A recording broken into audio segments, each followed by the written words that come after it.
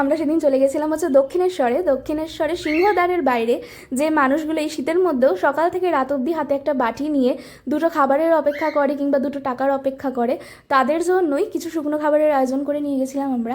আর আমরা দমদম ক্যান্টনমেন্ট থেকে মেট্রো ধরে নিয়েছিলাম, আর ওখানে আমাদের মেট্রো থেকে মানে আমাদের ফ্ল্যাটটাকে দেখা যাচ্ছিল, বোন সেটাই আমাকে দেখাচ্ছিল। আর তারপর আমরা দক্ষিণেশ্বর নেমে মন্দিরে ঢোকার আগে রাস্তায় যাদেরকে পাই তাদেরকে প্যাকেট দিতে দিতে যাই। আর তারপর মন্দিরে ঢুকি আমরা পুজো দেওয়ার জন্য। আমরা একটা ডালাও কিনি, কিন্তু ডালা কিনে তারপরে পুজো দিতে পারিনি, কারণ এক তো ছিল পৌষ মাস, তার উপর আবার কিছু মারোয়ারিদের কিছু উৎসব ছিল, তো সেই জন্য প্রচুর ভিড় ছিল, লাইন চলে গেছিলো ফেরিঘাট অবধি।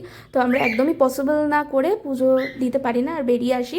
আর তারপর রাস্তায় মানে ফিরতে ফিরতে যাদেরকে পাই তাদেরকে আমরা কিছু খাবারগুলো দিতে দিতে আসি।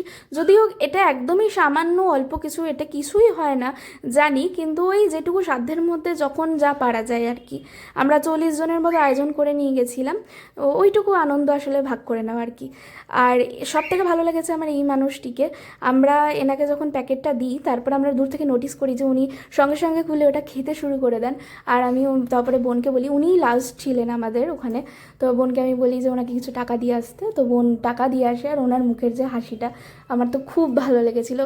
মাঝে মাঝে এরকম করলে মনেরও শান্তি পাওয়া যায়। তো তারপর আমরা আমাদের বাড়ির কাছে এসে আমরা বাড়ির কাছে একটা মন্দিরেই পুজোটা দিয়ে দিই। তো ব্যাস, দ্যাটস ইট ফর টুডে। ব্লগটা ভালো লাগলে একটা লাইক করে দিও আর চ্যানেলটা সাবস্ক্রাইব করে দিও।